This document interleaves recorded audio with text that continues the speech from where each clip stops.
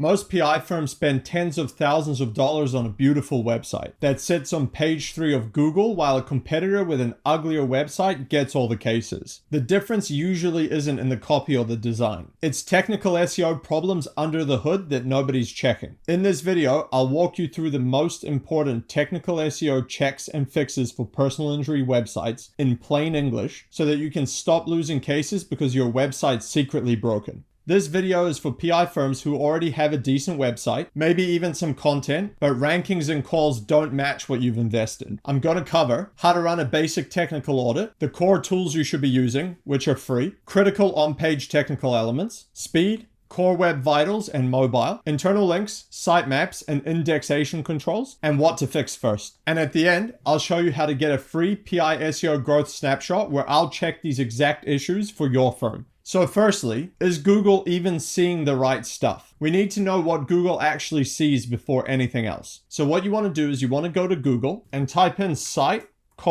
your domain. And what this is going to do is it's going to show you exactly which pages are showing up in Google. Now, if you've got 50 real pages and Google is showing like 300, then you've most likely got junk and duplicates indexed. Now, if you've got 50 pages and only 15 are showing up, then most of your content isn't being indexed at all. What you can also do is search a keyword. So for example, your domain and then car accident attorney, or your domain and personal injury, to see what shows up. So in my case, let's say SEO, and you can see here all my SEO related pages. Now, your own pages for these keywords should be showing up in these search results. If you're showing up on page 3 for your own site, then you've clearly got problems. Most likely your structure or your internal links are broken. Now, secondly is a Screaming Frog audit. So Screaming Frog is an SEO tool that will crawl your website and pick up any technical SEO issues that are happening. There is a free version that does up to 500 URLs, which should be more than enough for most PI sites unless they're very big. Now, what I'll do is I'll put a link to Screaming Frog where you can download it in the description below, so you can download this tool to do it for yourself. So what you want to do is you want to open it up, put your website in up here in the domain and click start.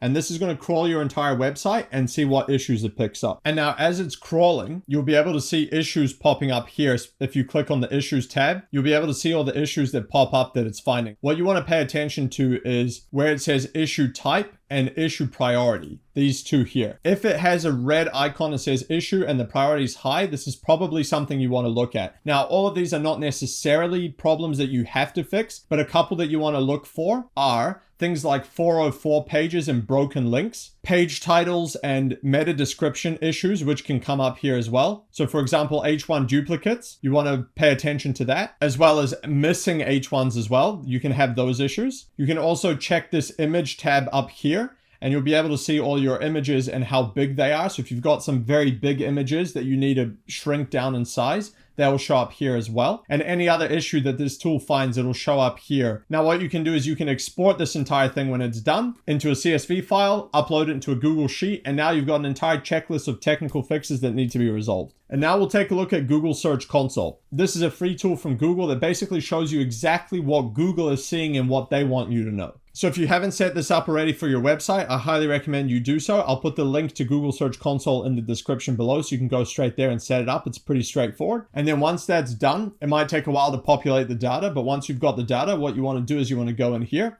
And the first thing you want to check is pages here under indexing. And this is going to show you what's going on with all the different pages on your website. So you can see if you've got any 404 errors, if you have any pages with redirects that you need to look at, blocked for other 400 error issues. All of these errors that Google's letting you know are happening on your website. Now, again, not all of these are something that you necessarily need to action, but you want to open each of these up and see what URLs are showing up in these errors. So for example, if I click not found 404 and I see some of the service pages that I actually want ranking on Google, then I've clearly got a problem that I need to resolve. So you want to make sure that your important pages, blog posts, things like that are not showing up in any of these. Now, the next one you can do is go to Core Web Vitals and see what Google is rating your site like on a performance basis. This is primarily related to speed and user experience issues. Now, if you're getting a poor ranking like this, these are direct ranking factors. So you want to make sure that you resolve this and get it rated so that you're actually rated good. Otherwise, this will impact your rankings over time. The other thing you want to check as well is mobile usability. actually pull out your phone and use your website on your phone to check what it's like and what the user experience is like. Make sure that you can actually fill out the forms, click the buttons. There's no glitchy little things that you can't really press because it's too small. Things like that. You want to make sure that the user experience on mobile is absolutely perfect because most of the traffic now comes from mobile. And Google also uses mobile for indexing primarily before desktop. So the mobile is what it first sees. So it has to be perfect. Now, Google Search Console is basically Google giving you a bugs list that you need to resolve. So you want to use this tool. Unfortunately, most firms never even look at this, but it's absolutely crucial. Now, once we know what's broken and what needs fixing, you want to fix the elements that are actually going to move the needle with rankings and clicks. So first of all, the meta titles. So the meta titles are the blue links that appear in Google search. So if we do a quick Google search, you can see here these titles. These are known as the meta titles, and these are one of the key primary ranking factors that you have control over as far as on-page SEO goes. So you want to make sure that these are optimized correctly. Now, basically what that means is including the main keyword and location that you're targeting with this specific page. So if I search personal injury attorney Miami, they should have the keywords personal injury lawyer or personal injury attorney Miami in the headline for that specific page. What you don't want to do is something like this, where you don't actually have the keyword in the headline. You've just got your brand name or just a location or something like that that's not relevant to the keyword that you're actually trying to rank for. There's a reason this particular one is on page 6, and it's largely because, probably in combination with other problems, but because it doesn't have the main keyword in this meta title. It's absolutely crucial. And what you want to make sure is that every single page on your website has a unique meta title. You don't want to include the same keyword on multiple pages because then they're going to conflict and neither are going to rank as well. So you want to make sure that every page is specifically targeting a particular keyword and that keyword is in that page's meta title only. Now, the next thing is the meta descriptions. That's this gray text here that also appears in the Google search results. And you can edit this text, though it's not always guaranteed to show what you input. Google does sometimes pull this from your website as well, but you want to use this to try and encourage people to actually click your website. Now, this is not a direct ranking factor, so anything you put in here won't necessarily impact your rankings, but what it will do is it'll encourage people to click on it because you give them some kind of incentive. So you want to include something that you offer, whatever your selling points are, you want to make sure that they're in the meta description to get people to click. Now, the next thing is the actual content on the pages themselves. So what I'm going to do is I'm going to open up one of these pages and we'll go through it together. So firstly is that headings on this page. So what you want to make sure to do is to have the H1 headline, which is probably this one, and make sure that includes the primary keyword that you're trying to rank this page for, similar to the meta title. So if we check the code, we can see that one is a H1 headline. So that's the main headline for this particular page. Then from there, you want to split the page into every subsection should have an H2 headline, which is this one here of second priority, probably this one as well. And then an H3 headline, which is the subsection within those sections. And you want to make sure that you follow this hierarchy so that it's in a logical order.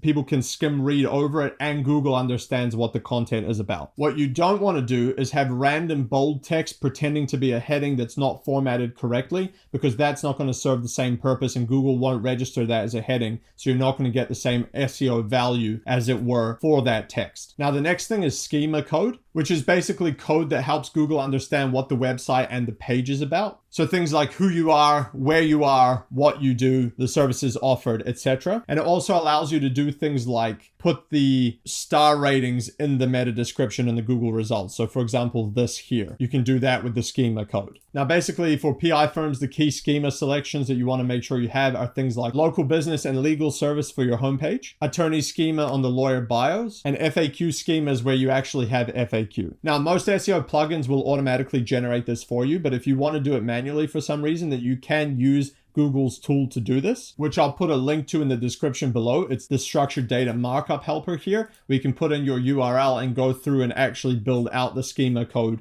with the help of this tool, and then you can add it to your website manually. Now, the next thing is the speed, core web vitals, and mobile. So speed is no longer negotiable when it comes to SEO. It directly impacts your ranking and as a result, your revenue. So not only does Google use website speed as a direct ranking factor now, but it has been proven time and again that for every second longer that your page takes to load, you lose visitors. So what you want to do is use page speed insights to test your website and see how it performs. So you can see this here, page speed insights. you want to throw in your website into this tool. So let's take the one we loaded before, and you want to enter it here and let it analyze, and it's going to give you a score based on the performance and user experience of your website. So you can see here, it'll give you a score. This is a pretty good score actually, 80 out of 100. Anything under 50, this will show up red, and it means you have serious problems to address. Anything over 50 and it's doing okay, but you want to get it as high as you possibly can, especially on mobile. On desktop, they're even higher, which is quite good. Now, a couple things in plain English for you here. LCP, or largest contentful paint, basically means how fast the whole page loads when you click it. In other words, how quickly the content appears. The second one is cumulative shift layout. That means how much the content shifts as it loads. So when people try and press it and it moves, which is a very bad user experience, you want to make sure that doesn't happen at all. And then down here, you can see what's causing the load time. So if you have large or long load times, you can see here what's causing it. So you can try and go in and fix it. For example, render blocking requests or various JavaScript codes, etc. Typically for most PI sites, what you're going to find is compressing the images is going to have the biggest impact. Usually people upload images without resizing them. And so you get these 3 or 4 megabyte images, multiple of them on the page, will just completely slow down the site. Otherwise, using modern image formats like WebP instead of PNG or JPEG will help a lot as well. You want to also lazy load any images that are below the fold. So below the section that you first land on, you can lazy load those so that they don't cause the top section to take longer to load just because something further down the page is loading. You want to remove any unused plugins and any scripts that you don't need on the website as a whole. And if you use caching and a decent host, this can help speed things up as well. Then what you want to check on mobile on your actual phone is, can you actually read all the text without having to zoom into anything? Is there a big click to call button visible at all times, which is best practice? And is the form usable and actually typable and clickable when you're on the mobile? You have to remember that most of your prospects are on phones. So if your mobile website sucks, your SEO is half broken. Now the next section, which is the internal links, sitemaps, and indexation controls. So internal links are basically how you tell Google that this page is relevant to this other page that's linking to it. So your homepage and your navigation links should link to all of your most relevant practice area pages. Then these should subsequently link to all the primary sub-practice areas that fit within that practice area. So for example, you've got car accidents, and then you could have the location, several location pages for car accidents, or the different type of car accidents that you serve as well. And then you'll have the blogs and FAQ content, which could also link from these pages, let's say within the FAQs, out to these blogs, and then these blogs should be linking back up to these service pages that they're supposed to support. The key thing to note is that no important page should be more than 3 clicks away from the home page. And what you also want to make sure is that you don't have any orphan pages, which basically means that no other page is linking to that specific page. Now, next is the robots.txt file and no index settings. So basically, this is a file that tells robots or crawlers how to act on this website. And oftentimes, PI firms have an overly aggressive robots.txt file that actually blocks crawlers from crawling and indexing the site at all, or a lot of the important pages like blogs or images and things like that. So half of the content never gets indexed. And they can also have random no index tags on random pages within WordPress or within the website itself. Now, typically that's managed through the SEO plugin. So you want to check whatever the settings are on your SEO plugin for each page. Now, what you can do is you can go into your website, go to the URL, and then go /robots.txt, and this will tell you what the file says. And basically, for most firms, it should just be allow all on pretty much everything, unless you have something specific you don't want crawled,